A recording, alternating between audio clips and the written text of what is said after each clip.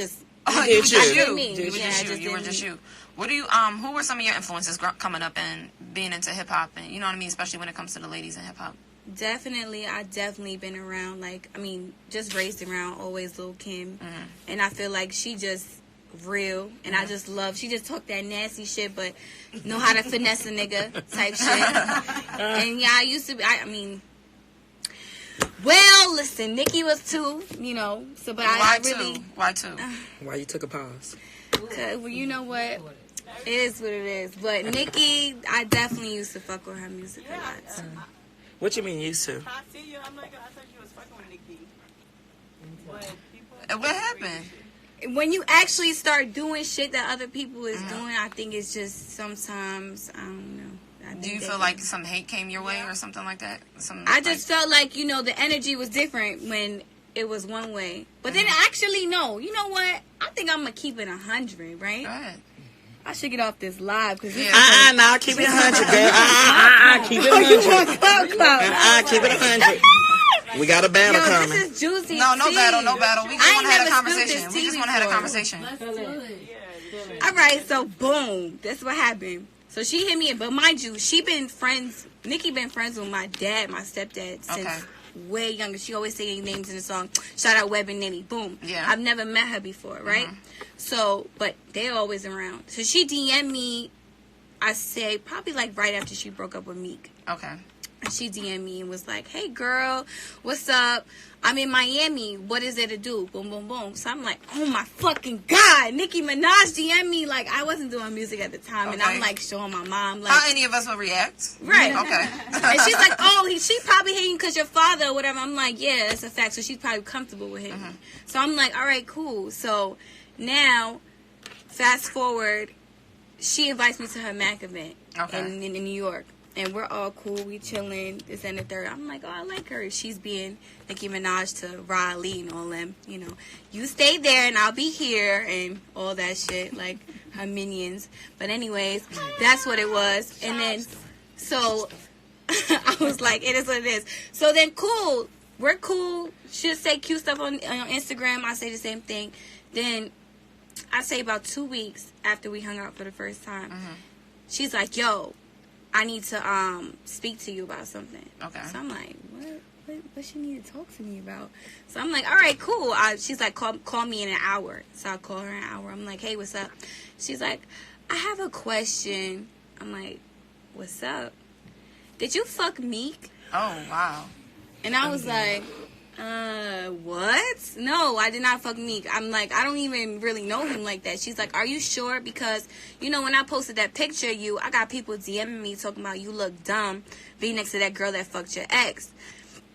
I'm like, sis, I ain't never DM'd him. We ain't never had a text message. We ain't never had none of that. She's like, because, you know, Trina told me that she fucked him. I'm still cool with her. So I just want, I want people to just keep it 100. I have a question. Was that during the time she was covering?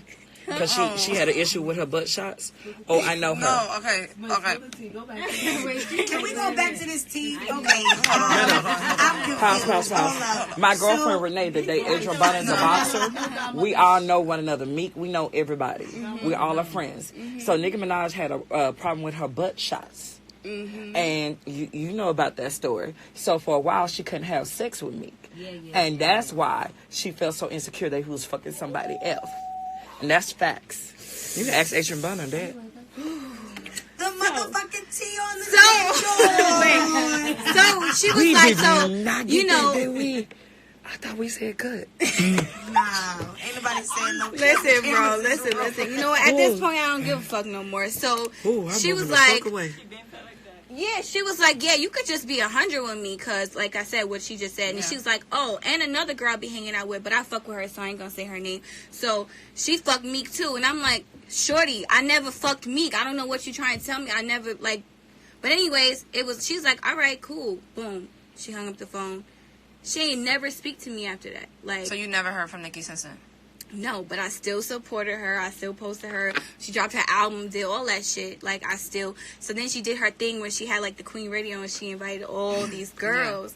Like, other model influencers or other like female rappers and all them, and like I didn't feel salty. I was just like, I was trying to make sense in my head, like, damn, does she fuck with me or she don't fuck with me? You know, when you like you fuck with somebody but you trying to figure out like what it really is. Yeah. So then that told me right there, like, oh, she really don't. The only reason, so I really figured in my head, the only reason she ever DM'd me or wanted to hang out was to get close to find out if I had sex with Meek or not. You think that was her sole intention? Oh yeah, and then you know I did a song with Safari, but at the time they wasn't. You know they've had their beef, but they wasn't beefing at the time. So you know I guess they started. We did a song together, and then when they started beefing on the gram, he dropped the song. Mm-hmm. So she felt like it was me like trying to be messy or some shit, which I wasn't. But then boom, she unfollowed me on the gram. But that's something she been wanting to do. And then she had like her other friend who's actually close, was cool, my mom. One of her friends was like, oh, Nicki said, why you still following that bitch on the gram? Unfollow her. And Riley unfollowed me. A bunch of other girls unfollowed me. I'm like, all right, cool. It is what it is. So do you think you know she still ghost follow you, right? Do you know? Listen, if I wasn't on your ex nigga dick now, listen, honey. Hello. Well, we gonna leave that right there. Do you think it could ever get to a point where y'all could resolve, well, whatever it is? I mean, I don't think it was ever anything to resolve. I just was like... Or would you want to have a conversation with her to just really get some type of real clarity about the situation? Is that something that you want? Do you want any type of closure when it comes to that? I mean, I don't feel no type of way about it. I'm like, that's just what it is. So people be like, oh, why you used to fuck with her, or why you... So that's really what it is. That's really what it changes. You're gonna be on Winnie Williams tomorrow. Do you being that she was somebody that you looked up to, you know what I mean, like fucked with, she was an inspiration. I mean, any of us were the generation where we are.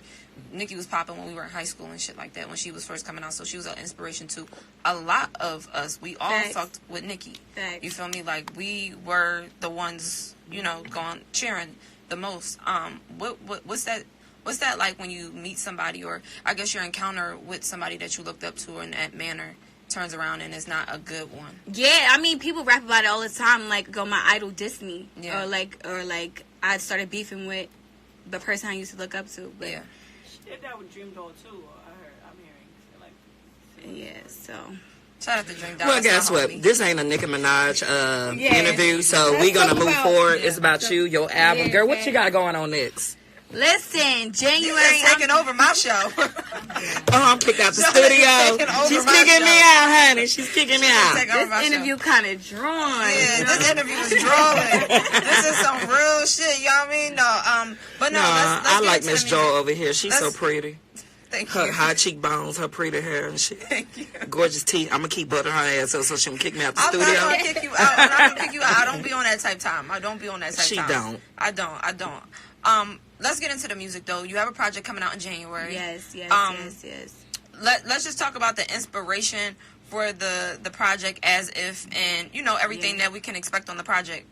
So I mean, like, what am I talking about? I mean, the whole inspiration that I got from like Clueless. Okay. So it's like, or just like not even just Clueless alone, like Mean Girls, all the movies that'll make you just like take it back to like how you were in high school and like how you are now when you look back, like, you know, just boss bitches, like, you know, when you come from like, let's say how you were in high school and you had to deal with like girls being bullies, girls being messy and all that shit, and then you fast forward into today and it's like, okay, this is the person that I am now, and like I had to deal with that since then. How's that feel, that transition, or just that growth and seeing, you know, what we all were in high school, you know what I mean, and then seeing that. Also, what is it like achieving what you have achieved and then looking back, and I'm sure there's mad people still from high school, they following, they messaging.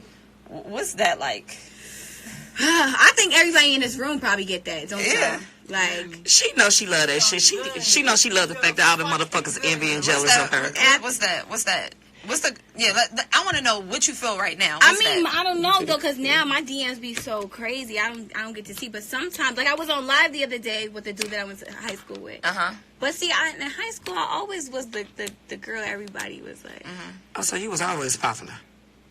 Yeah, but would you think that this would be your direction? But then, you know what? I think it kind of changed. So when I got to college, I started dancing, right? And then, you know, at the time, I was like, 18, 17, and I was like the laughing stock of the school. Okay. Like, oh, she's stripping and she in college. Like nobody respected it. So now they can suck my dick. Everybody. Cause now she the shit. Yeah. Y'all hoes watch her but what video I and mean, wanna I'm look like talking her. about like really try to like Jay used to try to embarrass me. Like, So is that where some of the inspiration comes from also with As If Clueless and, you know, talking about like Mean Girls, everything like that? yeah. Do you think it transpires over at all into adulthood? I think sometimes where we just sit up there and we're like, Yes. damn, is this shit still high school? How much do you feel like you Bro, encountered do you that? not just say that?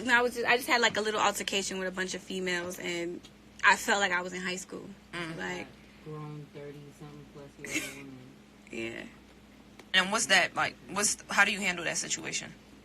How many times do you have to be the bigger person, or do you sometimes, you know, fall victim to it and hop into the bag and be like, bitch, I'm here at the lunch table Yeah, too? that was me just now. You hopped on the lunch table, Yeah, you got into I the had lunch to- table. But thank God for growth.